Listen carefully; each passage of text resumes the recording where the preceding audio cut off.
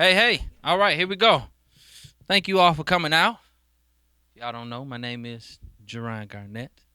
And thank you for coming out to the first of many master classes. I like to call this a master class because it's just not a performance clinic, but I really want to kind of impart and show some things that you may be able to incorporate in your own playing. Yeah, so that's what we're doing here. So here we go.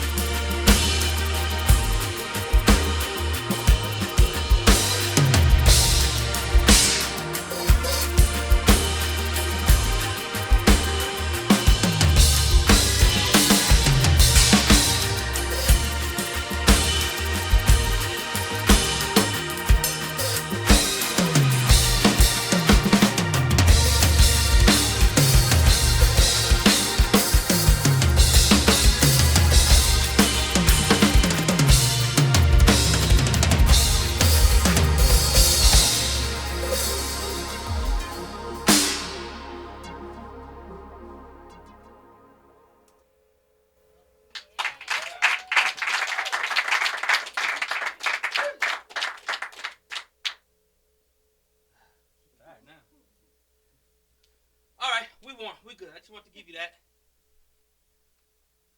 What I'm going to talk about tonight has nothing to do with any of that I just played. Let me catch my breath real quick. I brought a friend along with me. In my eyes, he is a legend. Listen, urban gospel music, that's what we're talking about.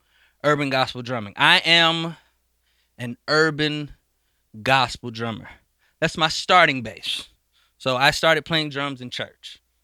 All right, that's where I formally learned. But I can play jazz. I can play rock, pop, R&B, jazz fusion. I've played with Jeff Lorber and Eric Marienthal and Gerald Albright, all the jazz guys. So I have the ability to go there, but my starting base is urban gospel, right? I am not a gospel chops drummer. All right? What is gospel chops? Who knows what gospel chops is?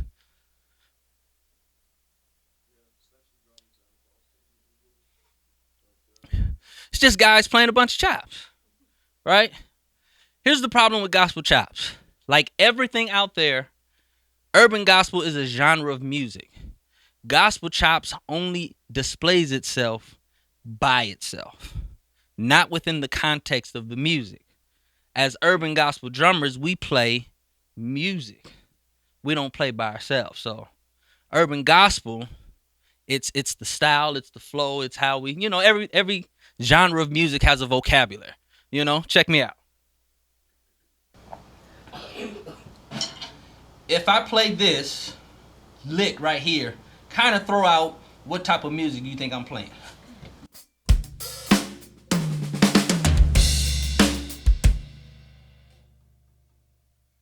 Within what type of vocabulary? R&B. R&B. Right, smooth jazz, R&B, right? If I go...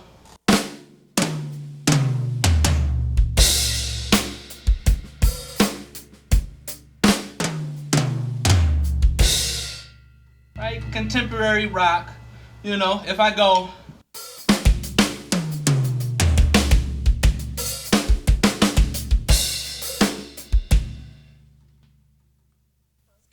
kind of a gospel-y type of urban deal, right? Everything has its own vocabulary. So urban gospel is a vocabulary like anything else, all right? So what I want to get at tonight is the groove stuff, all right? I want to show you how we play our groove, all right? I have with me a freaking legend, in my opinion, in the urban gospel drumming community.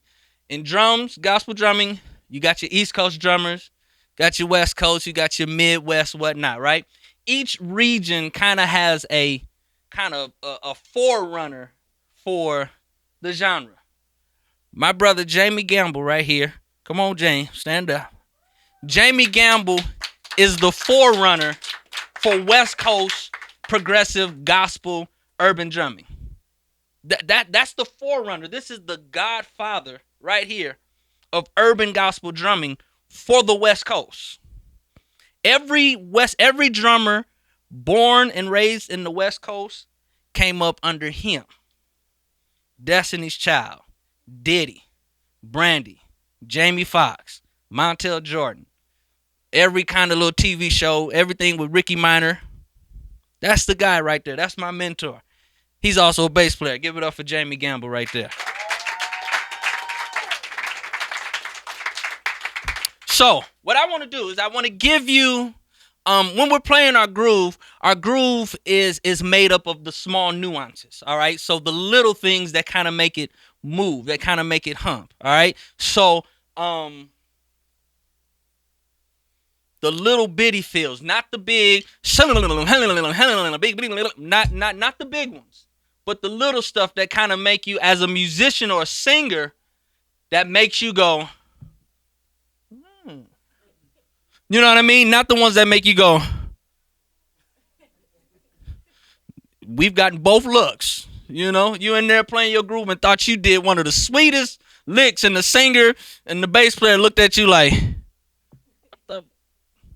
and then we got the same one where he was in there, and like if the singer looks back at you and you like, Like, ooh, yeah. You know, like that little stuff. You know what I mean? I want to give you a couple of little things like that. And this happens. I mean, it could fit in other genres of music, but I know in urban gospel music, we kind of like it to move. So we like a little bit of flair. But, you know, I want to give you the stuff that's not so overpowering. You dig? All right. So let's, throwing up the dub. Let's see. Yeah. So let's go. Do the one you were playing outside.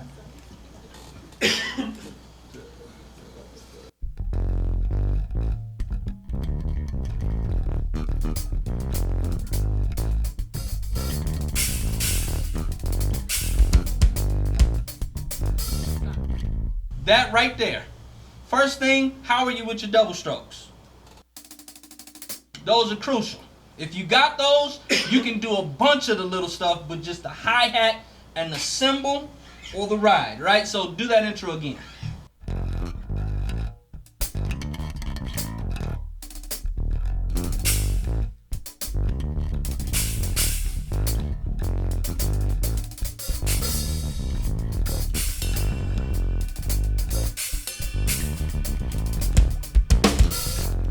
I ain't even started the song yet. Not intrusive. It's not in the way of anybody, but it's just it's little twinklers, you know what I mean? Okay, now same concept. Let's add some times in. Let's see how we can, you know, just little twinklers. Here we go.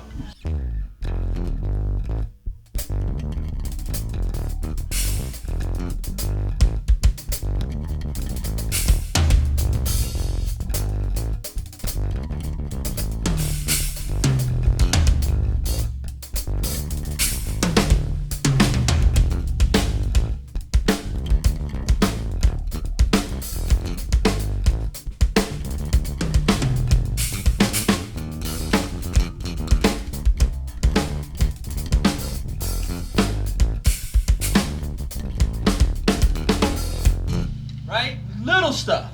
It's the little stuff. Let's say you're playing your groove, right? 2, 3.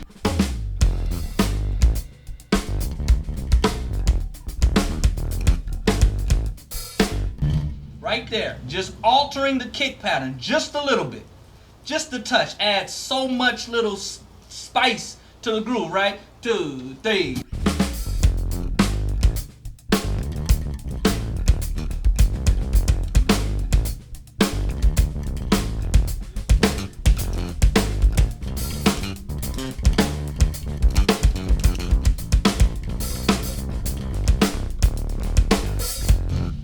Groove is still there.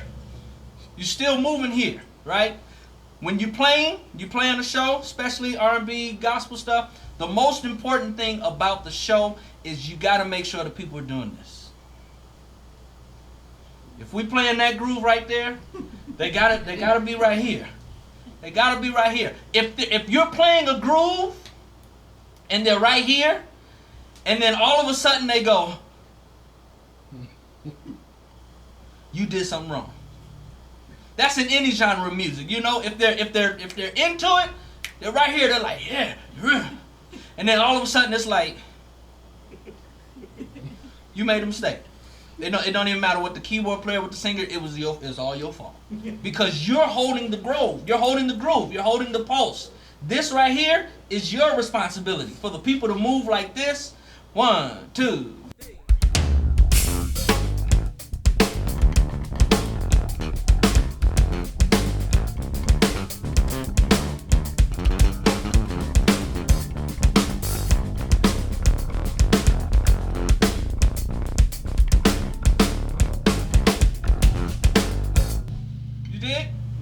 Little stuff. All right, so let's say segues coming in and out of our verses. All right, 2.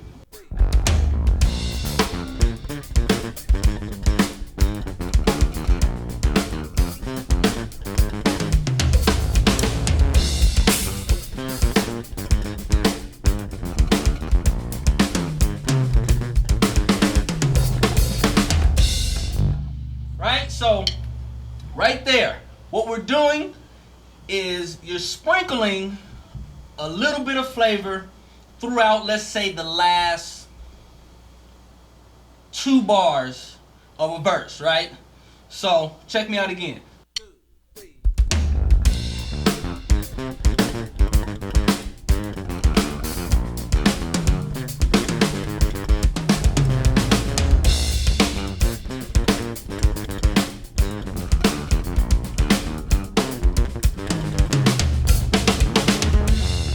Right? Now, one thing you should notice is that throughout most of the sprinkles, the snare is still on that 2 and 4, right? So that you never lose that, right? Maybe once or twice, but for the most part, the 2 and 4 is always there. 2.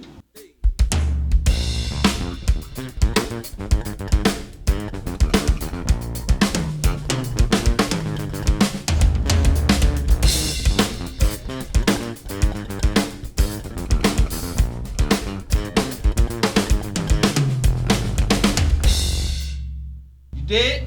So while you're doing your fills, you want to avoid the run-on type of fills. 2, 3.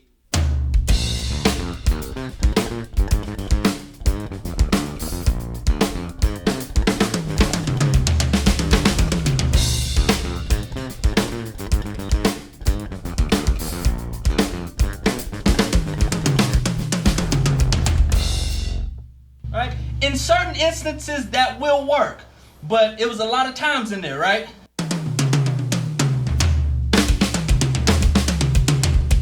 A lot of drums, right? Singer might not want to hear that much drums, right? Just too much drums. A lot of times going on right there, right? Maybe, you know,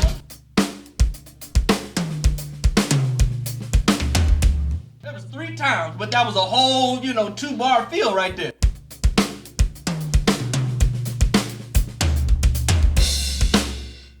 I'm saying? You sprinkle it in there a little bit. Different feel. Give me "Oh Give Thanks." 1, 2, 3.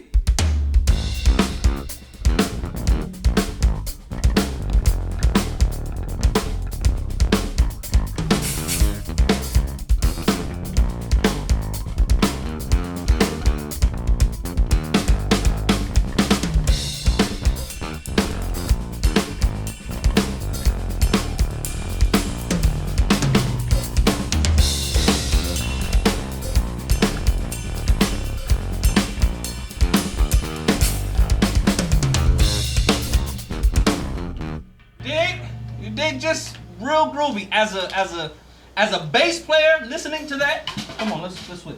As a bass player listening to that, it's like it just feels awesome. Same "Oh Give Thanks."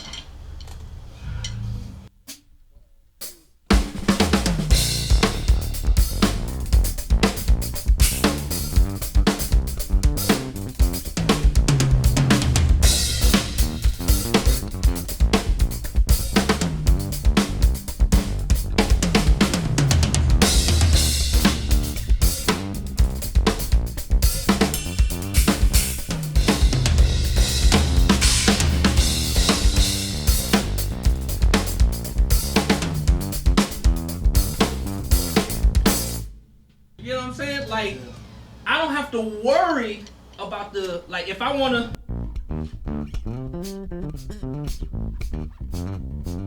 to get in there, I don't have to worry about competing with the drummer. Because I know his stuff everything he does is going to be complementary. It's not going to take away from what I'm trying to do, right? So let's say I'm playing it a little aggressive on the bridge part for He's Worthy. All right, 2.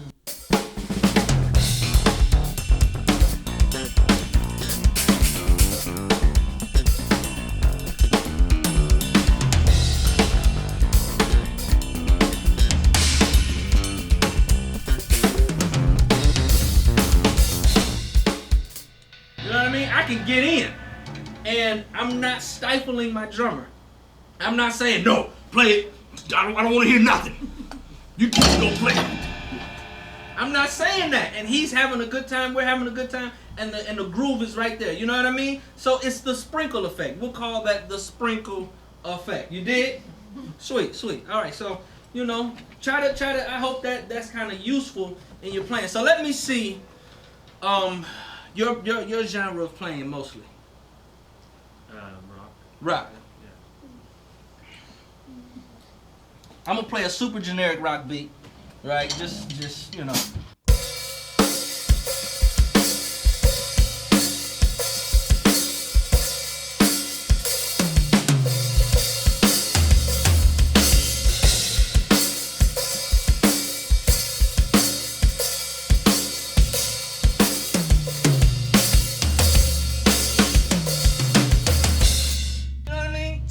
Same concept, just a little sprinkle.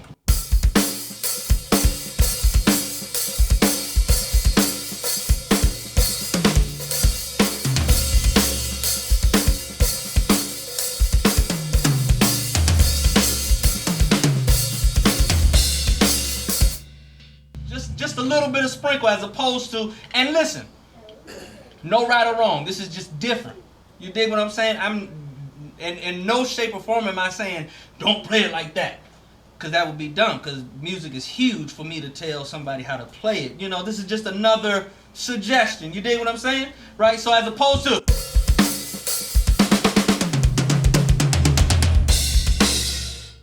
you give it the,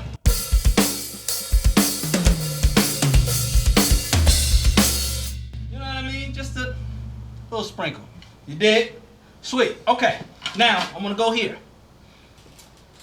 Three different ways to play a groove. 4 on the floor. 2/4, right?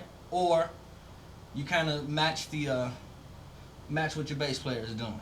In most music, these 3 will always work, especially in urban gospel. So let's do Power Belongs to God, and you do 4 on the floor. I'm hitting my head on the mic, Icky. Low bridge. Right, so 4 on the floor is self-explanatory.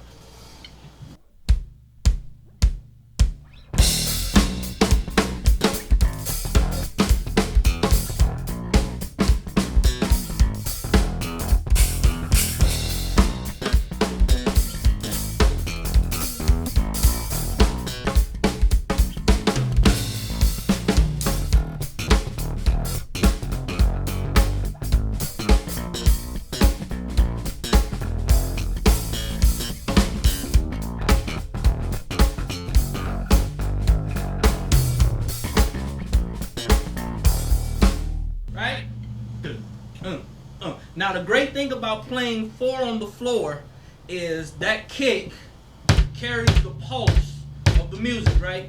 Which frees up your limbs to kind of do other things, right? So let's play that intro again.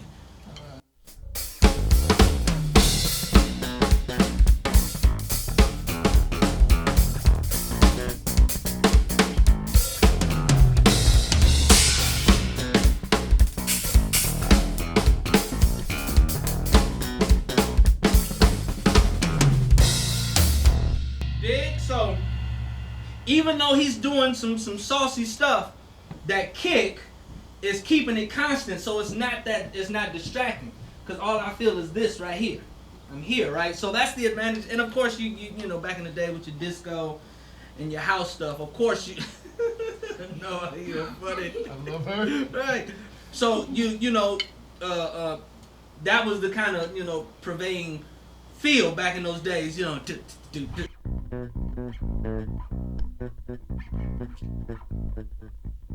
In gospel music, we take the same thing and we just add a couple of little things, but it doesn't affect the music because that 4 on the floor is so driving. You know what I mean? Let's play the same thing, but give me straight 2/4. I'm gonna go to the vamp.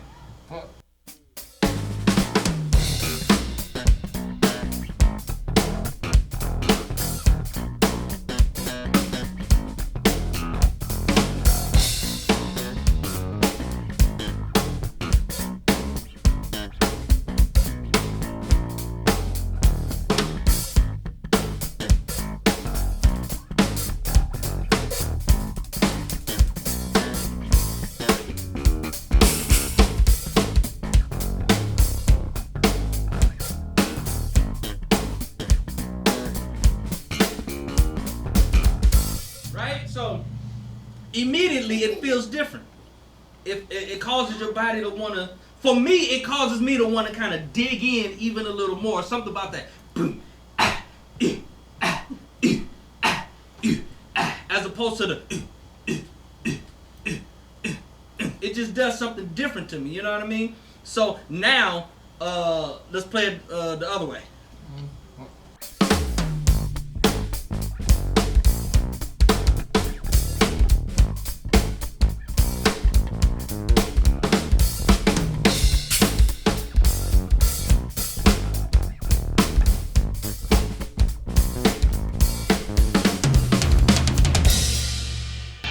Again, feels totally different, right? Now he's matching me.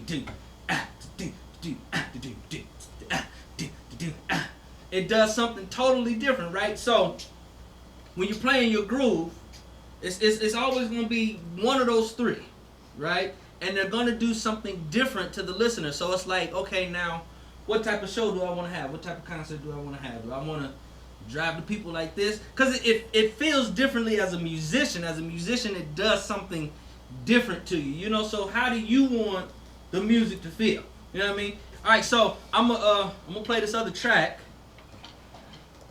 and it's like sometimes it's totally not about the drums, right? Just some days music is just you know, you are the eye candy. You're not really the important stuff. You are just sit there and look pretty type drummer. You know what I mean? Even though the music around you is like, oh my God. And you just like I don't, what am I even doing here? Why? It just happens like that. You know what I mean? So this is one of those type of songs. Jerohn Garnett, everybody.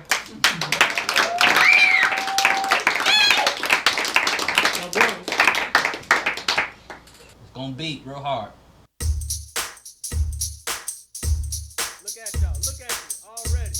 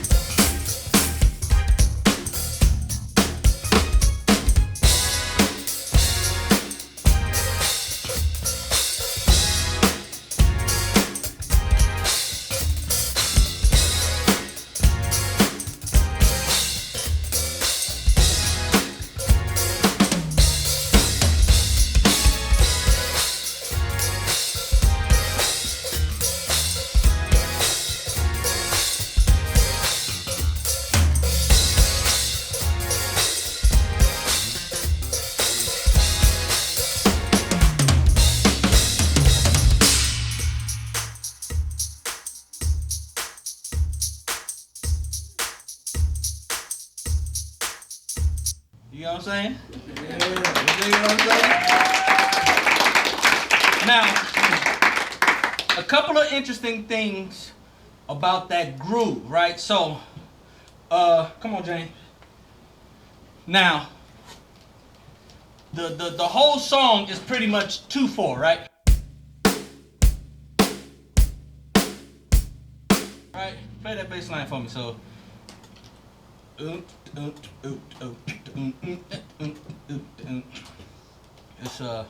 starts on the E flat.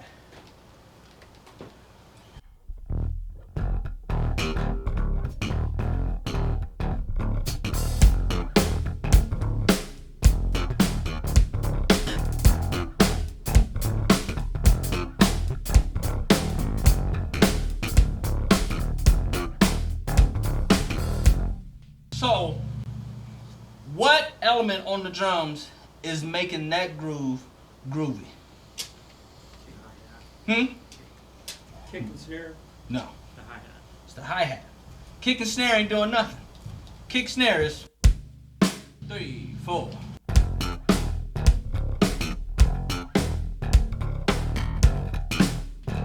Right? That's the meat of it. All right, so we all love meat, but drummers, we ADD, we want to do something. We got to have a little bit of fun. So not to lose the integrity of the meat of it, right? The hi-hat is what's making it groovy. 2, 3.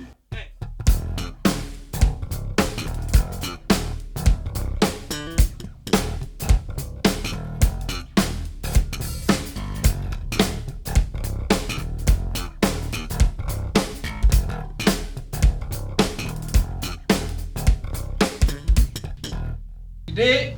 So in a lot of instances, let's play that where I'm gonna move with you. All right? 1, 2, 3.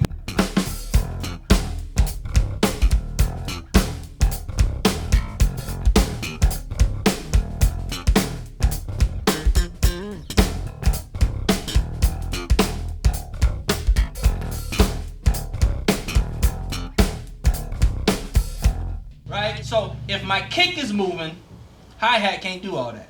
Right?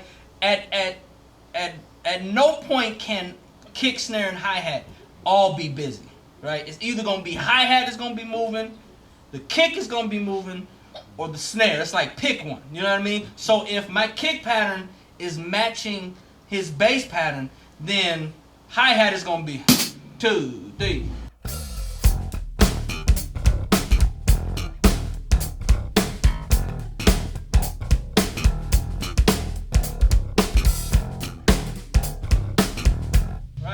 Of course, you got a little bit of ghost, right? Now I'm gonna do 4 on the floor. I'm gonna see what that feels like. 2, 3.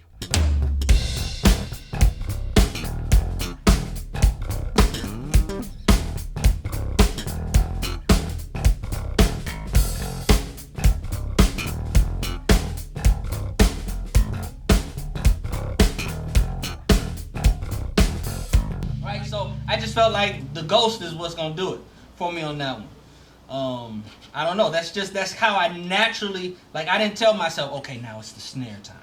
Like, I didn't do it. Like, it just naturally went there. Like, okay, now it's time for the snare to, or that's just where the space is. You know what I mean?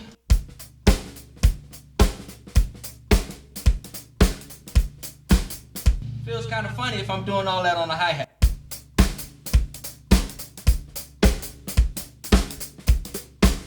Almost a little intrusive to the groove. 2, 3. As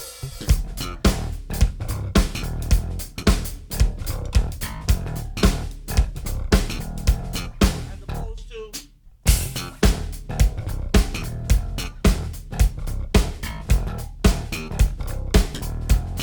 see how that thing just kind of sat in there and it was like, oh, now we making music. Now we doing it.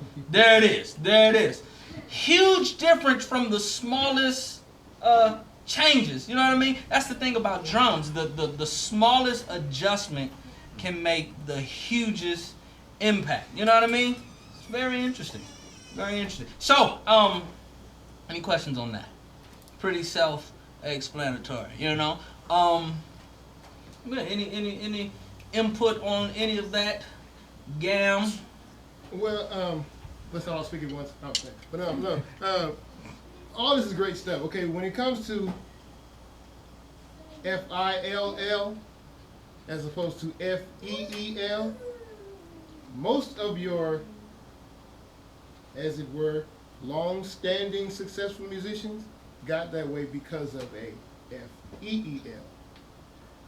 We came up under a genre where fusion jazz in the late 80s, 90s, that was the thing. Like for young drummers, like fire was the thing. Like we lit matches. We were arsonists on the drums before we were actually like pocket players. Like I think actually my personal experience, you know, we kind of grew up together, and I think I latched on to the flare and flame before I got to the pocket and sauce. Wade White, shout out. Right. But the actual pocket and sauce, when I actually got to the place where I could cultivate the FEEL, that's when you get things like grooves like this, and you start, okay, it's a great thing to see people bob their heads, because honestly, that's when you know you got them. And it's funny, because once you got them doing that, if you actually try something, then you blew the building up. Like once you got it feeling good, everybody's like doing this, you pick that one right, you really only have to do one. And it's like, you just won the finals, you just won the playoffs. Because you had them feeling so good for so long in the song that, you know, you got them in a trance. It's hypnotism. You got them in the palm of your hand. To where whatever you do, when you got them feeling good, they just tell me, like older, you know, seasoned musicians, we just tell us, never sacrifice a feel for a fill. What Jerohn is saying, at the sum of it all, amounts to that. When you can, subtleties make the song feel good or feel better. He mentioned a great point. A lot of your artists get nervous when they hear a bunch of drum work, a bunch of time work. It's not that they may actually like it, but when you're hearing vocals and you're trying to hear your cadence or your syncopation on what vocals are supposed to do, or just supposed to hear back, and you got this drummer back there that's like going to work, he might be killing, but it may not F-E-E-E-L, I'm sorry, F-E-E-E-E-L, good.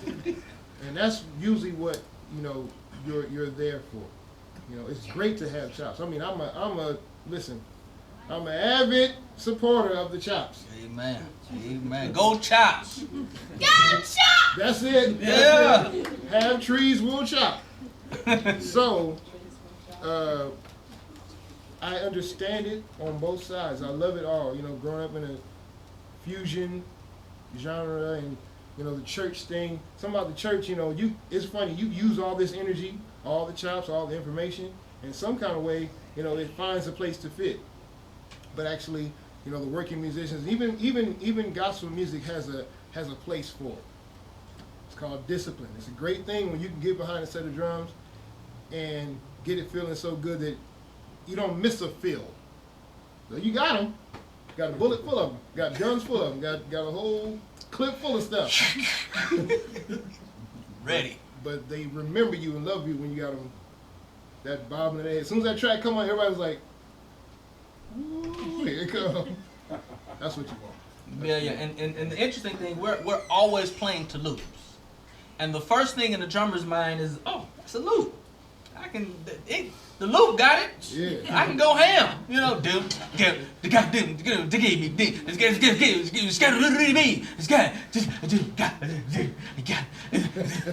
let that loop turn off, and it's like,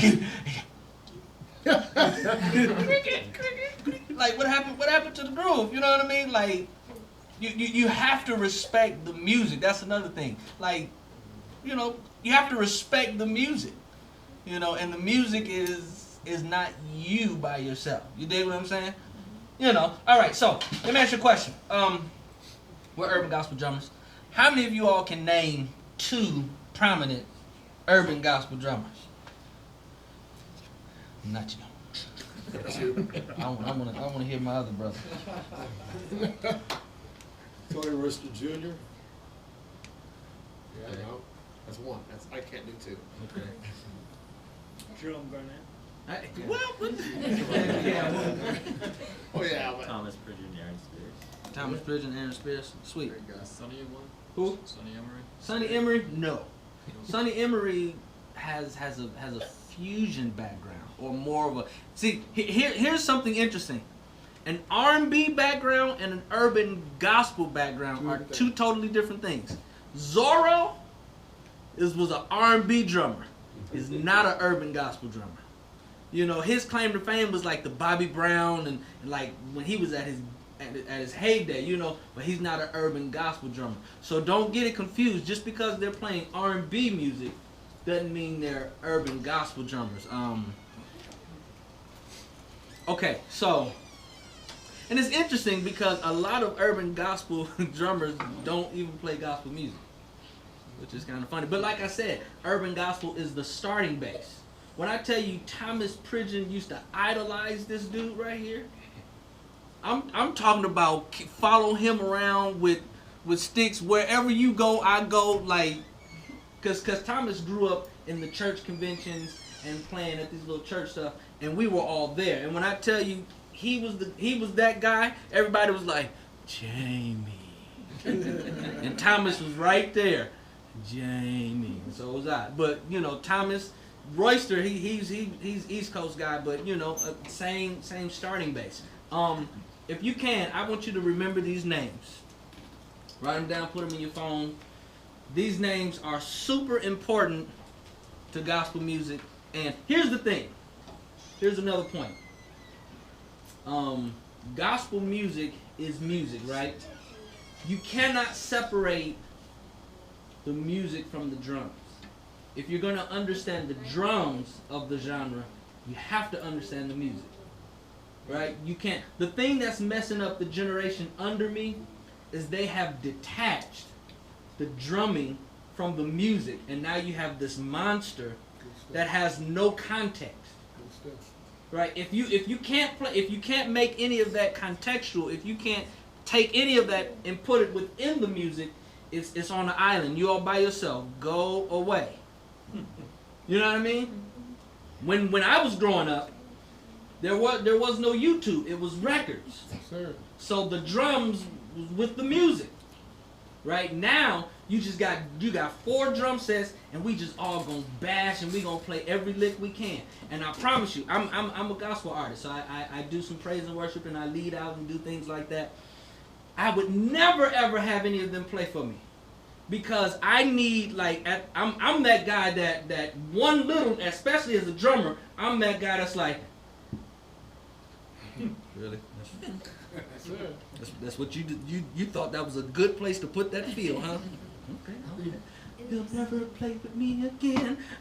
You know, all in the back of my, he's done, because there's no context. There has to be context with the drumming, right? So, 3 names. If you're really interested in urban gospel drumming, you have to know these dudes. And I'm not gonna throw out the obvious like a Gerald Hayward, because of course he's Godfather. Everybody knows him. He's prominent and whatnot. But I'm not gonna use him. Write this name down. Remember it. Joel Smith. JoelSmith. Joel Smith. Joel Smith played with a family called the Hawkins. He's a Bay guy. Incidentally, he is an incredible bass player. After the order of like Anthony Jackson, just incredible, right? Joel Smith, Hawkins. So Edwin Hawkins, you remember that? Oh, happy day. Oh, happy. That's Joel Smith on that stuff. All right, Joel Smith. Just look him up. Maybe try to dig into some Hawkins, Hawkins. Hawkins family, Walter Hawkins, Edwin Hawkins. I'm telling you, his drumming will absolutely blow you away. And I'm talking about late 70s. Some of the stuff is just, let's do Gotta Stand Up. James is a good Joel Smith mimic.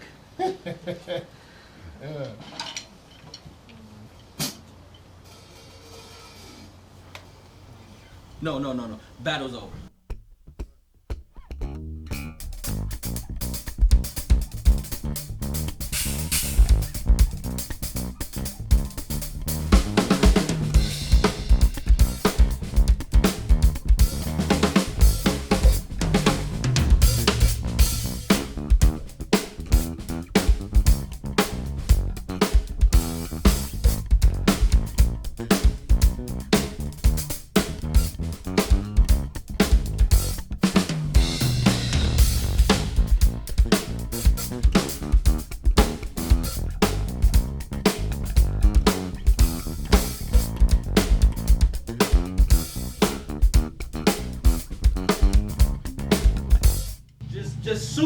groovy. You talking about the nuances, like just like it's like you ever watch a drummer and it's just like poetry in motion. You can see him, he just like, and you just like, oh my goodness, what in the like Joe Smith is the guy that makes you just go, oh, that's that guy, right? I mean, okay, Joe Smith. Let's see. Another guy is a West Coast giant. His name is Michael Newble. Sir. Michael Newble. That's Neuble. Newble. Would you? And he's a big stocky dude, and he kind of plays upright like this, and he's like right here with it. Mike Newble would be considered like the Ricky Lawson, Yes, sir. of gospel music, right? You talking about that just this one right here? Let's do the LA Mass. He'll be there, we need a.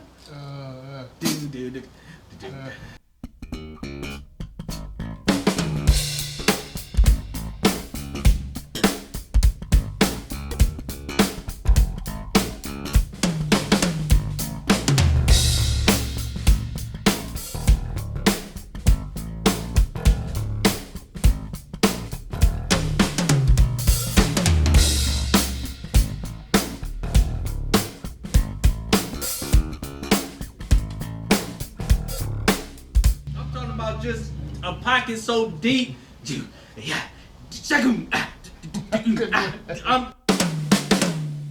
That right there? Okay. Daryl Coley. These are the records he's played on. Daryl Coley. Album is called When the Music Stops. Yes, sir. Great Look album. that up. Great album. Gee, you talking about musical horns, just incredible music. Daryl Coley, When the Music Stops, and what's another good one for Mike? You said LA Mass. You said You can't find that LA Mass record nowhere Thomas Whitfield. Woo! That. You can't. That's old. Well, though. that's Bell and Armstrong. Gee, okay. Just dig on that, because I know you can find the Daryl Coley record everywhere. Daryl Coley, When the Music Stops. That album right there is incredible. It's gonna change your life. And then, all right, I'm gonna take you super progressive. This dude played on one album, and changed gospel drumming forever. This dude played on one album. They call him Skeeter. His name is Mario Winans. Mario Winans. You gotta look up this album. I mean, this is the only record that, he played on some other little records, but this is the only one. And I promise you, he changed gospel drumming forever with this one album. It's called Perfecting Praise. Right? Perfecting. Last name. W. How you spell Winans? Winans. He's the son of famous Marvin Winans. He's an incredible gospel vocalist. Mario Winans. Call him Skeeter. Changed gospel music forever, right? What's the one now are we? What's the groove he did?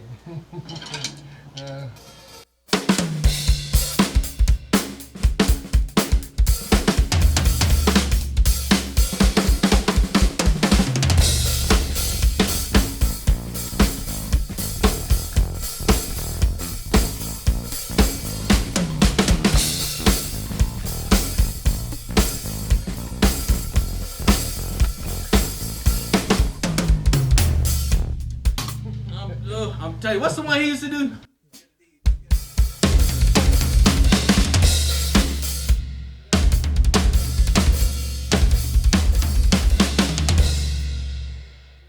They don't play him like that no more. Do it one more time, Jackie. Slow. Yeah. Give it to him. I don't even know. Okay, so drum language. So the kick does a double thing on the up. So The accents on the hi hat. Those is like 91. So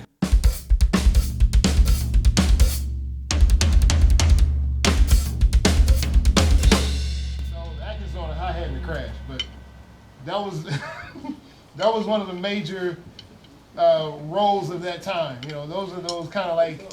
I didn't quite get that. Go ahead, do it one more. So in the beat, it would be.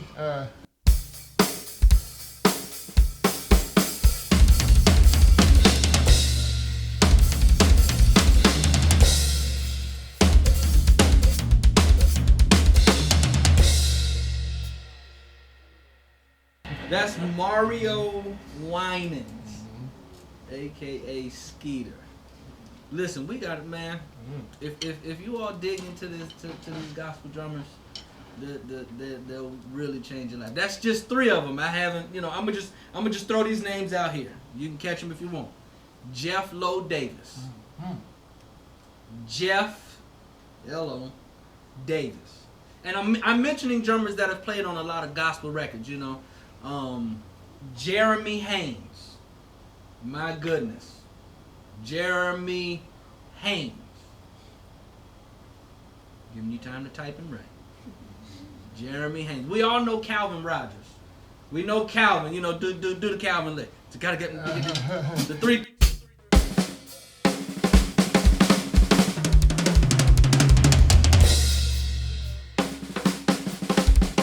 The 3-1-3-2. You know, if anyone of you ever seen my videos, you know about the 3-1-3-2. So 3 on top, 1 on the floor, 3 on top, 2 on the floor. There you go. I stole that from you, but I stole it from Calvin. Calvin took it from Teddy Campbell. Teddy Campbell probably took it from Oscar Seaton. Oscar Seaton probably stole it from Kevin Bronson. Like all the Chicago guys. Remember all those names? got it right here. Right. You got one. So there would be no Mario Skeeter Winans without Dana Davis. Okay, I'm sorry.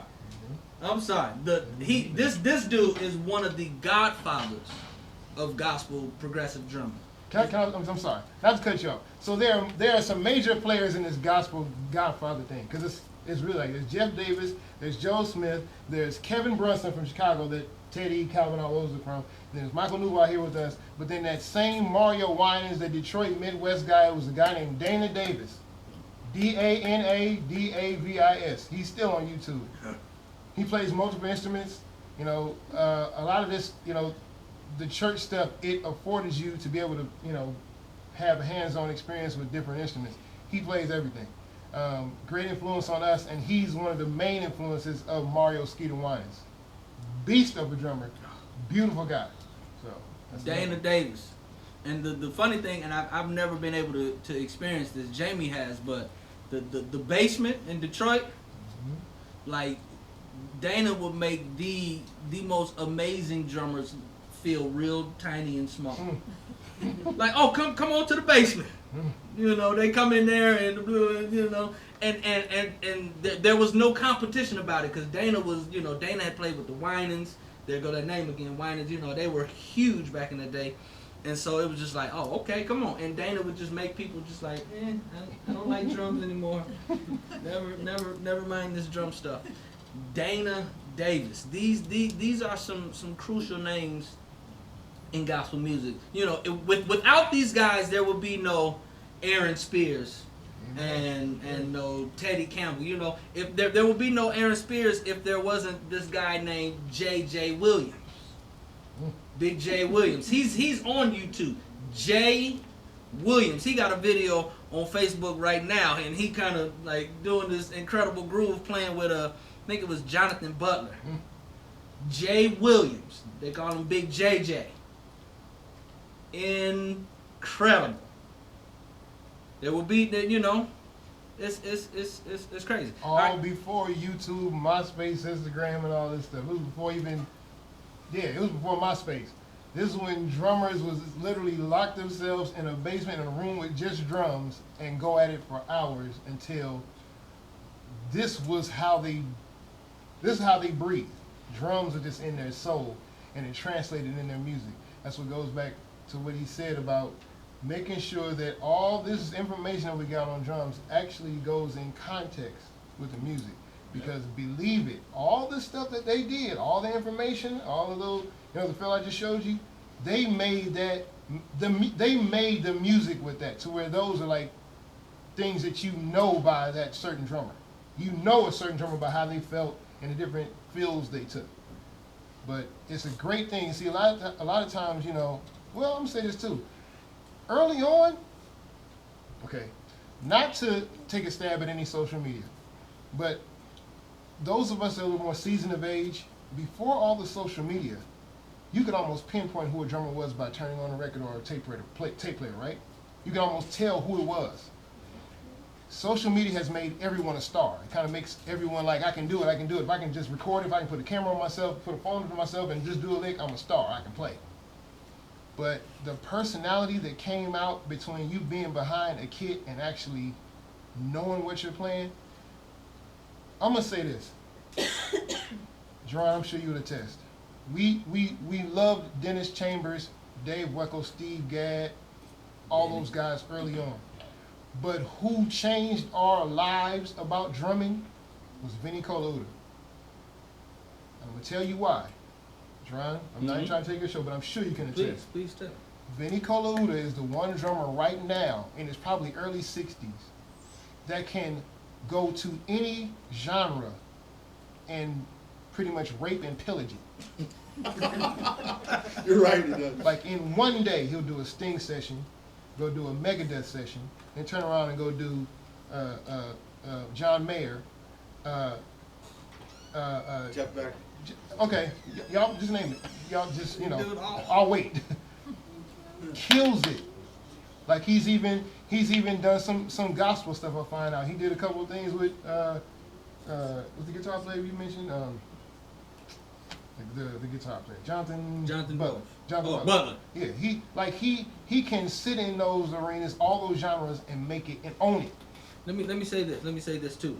Most drummers who are not kind of gospel, urban gospel drumming, they feel awkward when they play urban gospel music, right? Because most fields you're born into it. It's like me trying to play some real authentic Latin. It's gonna come out real urban. It's gonna have a hump on it. Like, no, it's not that hard, brother. Like, because that's just, Vinny came into a straight gospel after jam one Sunday and murdered it. Place called Praise Connection. He came in and it was like, oh, who's playing? Is that Jamie? Is that Gordon Campbell? No, brother, that is Vinnie Colaiuta. Like he's that guy. But like you said, he changed our lives. But one thing about gospel music that I like is, the gospel is a message, right? So it's not necessarily a genre. So within gospel music, we can play pretty much whatever we want. We can play Latin or try to, we can try to mimic these genres, right? So we have big ears. So we try to expose ourselves to as much music as possible, right? So, that is my admonishment to you, to have huge ears, Open yourself up to as much music as you possibly can, every now and then, change your stick like this. Just, I don't care if it's the most awkward thing in the world, just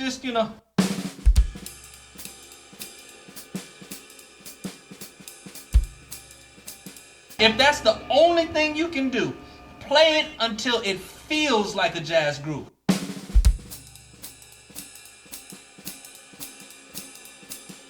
Do your elbow like they do.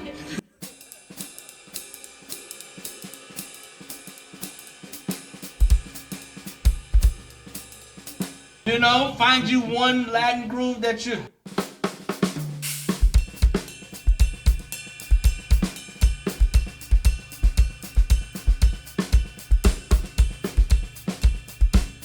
If that's the only groove, it might be something, may not even be Latin, but if it feels Latin to you, go with it, and pay attention to the detail.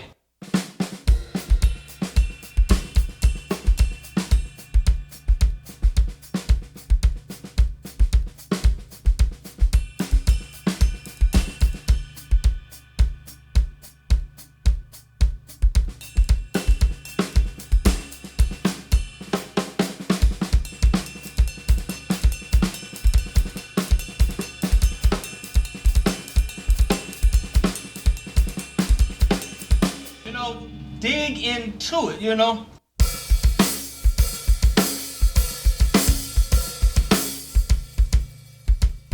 One thing Icky always tells me, and I love it, is Steve Gadd would perfect this. It was like the perfect first and then second stroke, like just perfect. Not, you know what I mean? It was just, so we have to be deliberate in our practicing. Like, I'm gonna just put on my favorite record and just,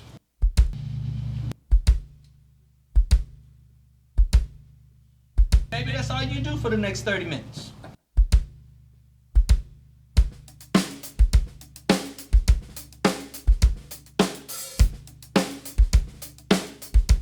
That's Steve Gadd all day. Come on.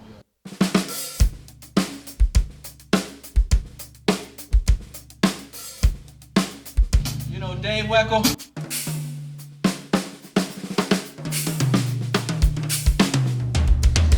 When I tell you we have raped, you talking about rape and stole.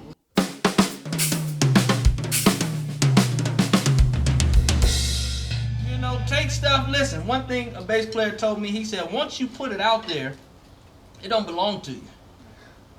Once you put the music out there, it's no longer yours. So I'm not going to be up there, oh boy, you doing a Jerohn Garnett lick, yeah, the Jerohn. No, because I stole it from somebody else, and then he took it from some, who knows where it came from? You think Buddy Rich came up with it? Buddy probably took it from somebody on a corner playing pots and pans. Who knows? You know what I mean? Like, it doesn't belong to anybody. Don't feel bad because you.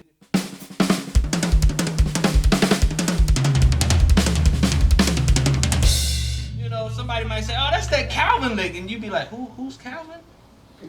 I just, you know, I heard this dude over here playing that, you know what I mean? You can't say that this is a that or this is a that. Like, once you put it out there, it's out there and it's music. And you know, there's no patent on this chop or whatnot, you know what I mean? Listen, that's all I got for you today. You all been blessed. I hope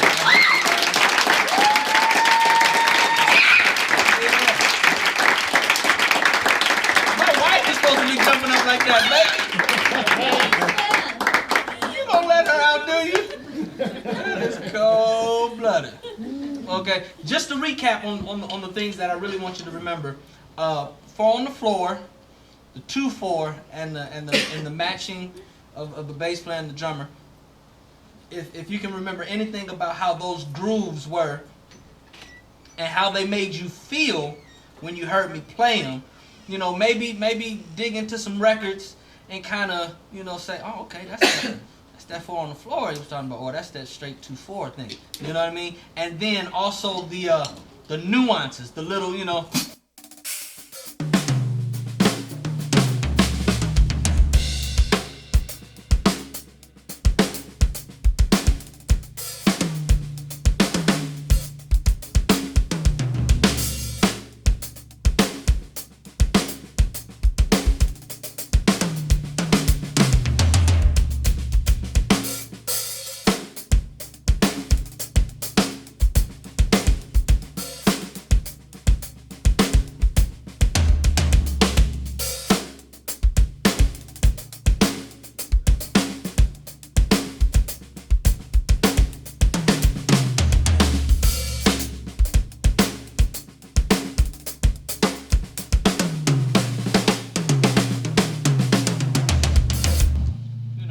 Little stuff. Yeah, you know, make any questions, anything. Y'all good? What's his name? James? That is Jamie Gamble. Jamie Gamble, the James Gamble. That's what it is. Listen, jwlessons.com. That's my website. I have a bunch of lessons on there. Check it out. So it's subscription based, but it's $10. Super cheap, but it's like 13 lessons on there. Some in-depth chop stuff that you can really, you know, break down and check it out. jwlessons.com. Check me out. Thank y'all for coming out, and you may go home.